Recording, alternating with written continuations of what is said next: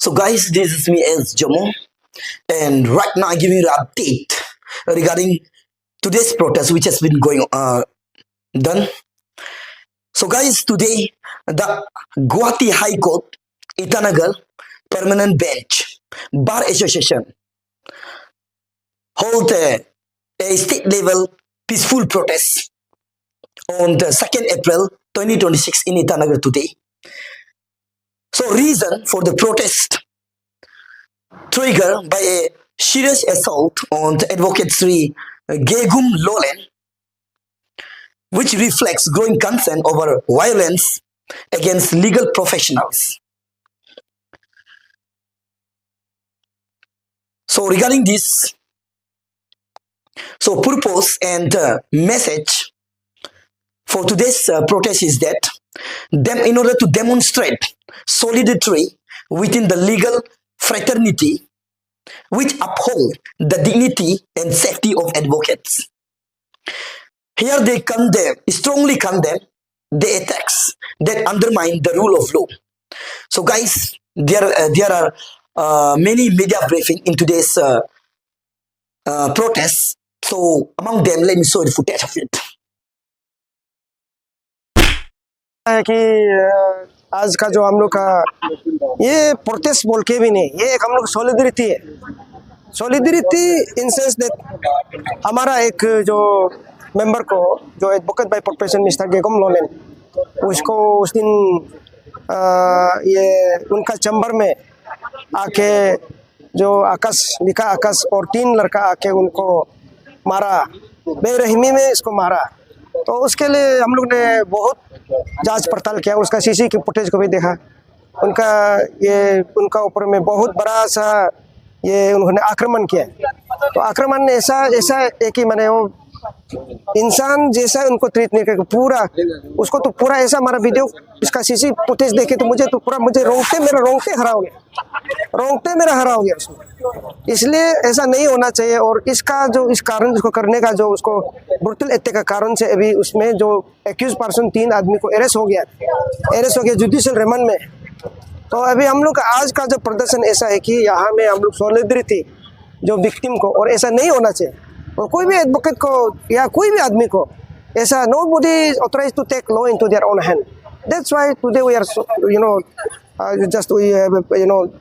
put march from Nyokum Lapang up to the civil secretariat. Now here at tennis court. ये हम लोग का protest ही है, मैंने ऐसा नहीं होना चाहिए। इसलिए गवर्नमेंट को हम लोग ने आज जमा किया, वो मेमोरेंडम एक जमा किया कि ये केस को एक्सपीडिएट करना चाहिए। और साथ में गवर्नमेंट को हम लोग ये मेमोरेंडम पॉइंट में दिया है कि एक एडवोकेट प्रोटेक्शन बिल वो जैसा भी इसको इनेक्ट करना है ये साल अंदर में। क्योंकि ये एडवोकेट प्रोटेक्शन बिल नहीं होने का कारण से एडवोकेट हमेशा पीआर एंड साइकोसिस में रहता है। क्योंकि अभी एडवोकेट को खुद इंगेज करता है, क्लाइंट लोग लिटिगेंट लोग खुद इंगेज करता है, फिर केस अचानक नेगेटिव होने से फिर उसको मारता है, पीटता है, उसको पैसा वापस मिलता है, फीस को वापस मांगता है। तो ये तो गलत है ना, एक फेयरनेस नहीं है। इसलिए मैं सोचता हूँ कि इसको प्रोटेक्शन बिल को जैसा भी बनाना है और गवर्नमेंट स्पेशली चीफ मिनिस्टर आपका समय में कर देने से ठीक है, होम मिनिस्टर और लॉ मिनिस्टर ये तीनों को मैं रिक्वेस्ट करूँगा कि आप एडवोकेट प्रोटेक्शन बिल को जैसा भी इस साल में ला दो, ताकि हम लोग बार एसोसिएशन लोग भी आपको बहुत थैंकफुल करेगा। हाई कोर्ट का जो बार एसोसिएशन आप लोग भी थैंकफुल करेगा, क्योंकि सबका कहना हुई कि एडवोकेट प्रोटेक्शन कल को ऐसा नौबत ना आए। क्योंकि अभी देखिए डॉक्टर का अपना प्रोटेक्शन एक्ट है, डॉक्टर एडवोकेट प्रोटेक्शन है।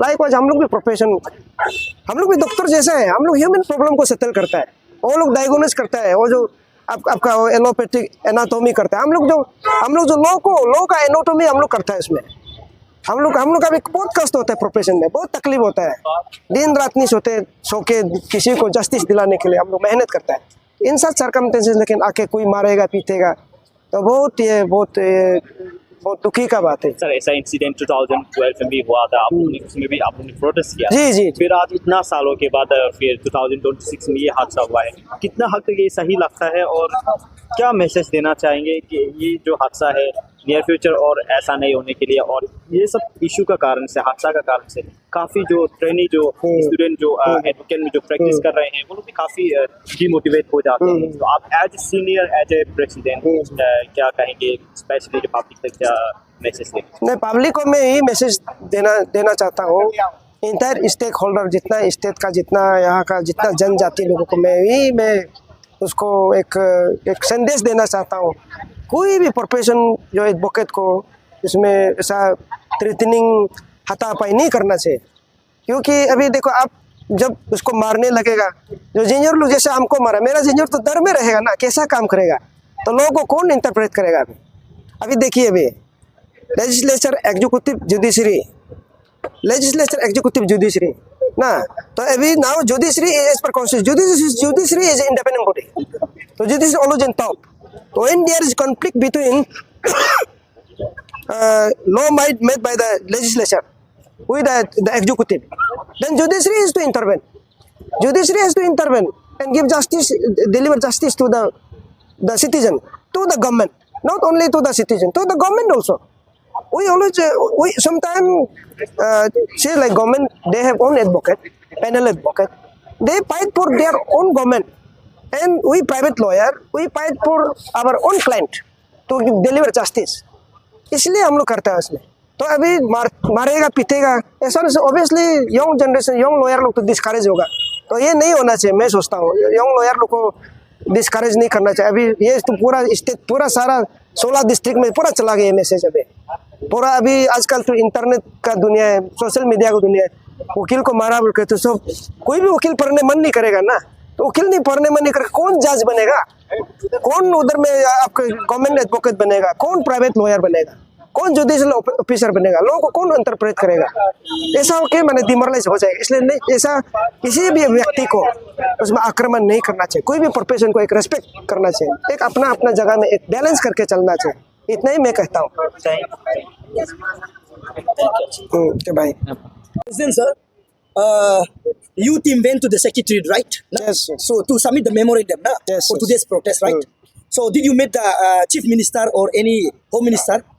हाँ, आज हम लोग कम से कम 13 हम लोग senior, including senior member of the bar, हम लोग गया था मेमोरेंडम जमा करने के लिए। तो चीफ मिनिस्टर का पीपीएस को मैंने सुबह बात किया था, लेकिन वो बोला कि जो अपॉइंटमेंट आप एक लिखो, एक अपॉइंटमेंट लेटर लिखो। मैंने लिख के भेजा। तो उसके बाद सेकेंड टाइम वहाँ से मैसेज आता है कि वो सीएम अभी बिजी है, लॉ मिनिस्टर और होम मिनिस्टर को इंडोर्स कर दिया चीज़ को, वहाँ में कर दो। फिर हम लोग ने लॉ मिनिस्टर को मिलने गया, तो लॉ मिनिस्टर भी शायद मीटिंग में था होगा। हम लोग ने, मेरा सीनियर मोस्ट लोग गया था, हम लोग जाके फिर वहाँ ऑफिस में गया, तो लॉ मिनिस्टर शायद वो भी बिजी था होगा। फिर हम लोग वहाँ पे कागज़ को तो दे के आया, मिल नहीं पाया।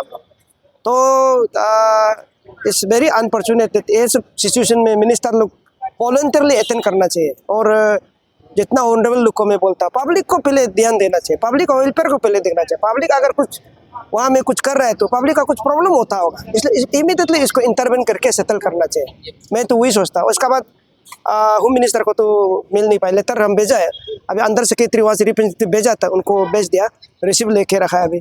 तो इसका हिसाब से जो मेमोरेंडम, जो एडवोकेट प्रोटेक्शन जो बिल, उसको जैसा भी जो पेंडिंग है उसको जैसा भी करके ये साल अंदर में ये जो लेजिस्लेशन होना चाहिए, एडवोकेट प्रोटेक्शन बिल, क्योंकि ये प्रोटेक्शन बिल एडवोकेट प्रोटेक्शन हो चुका है, हो गया, that is there in the record.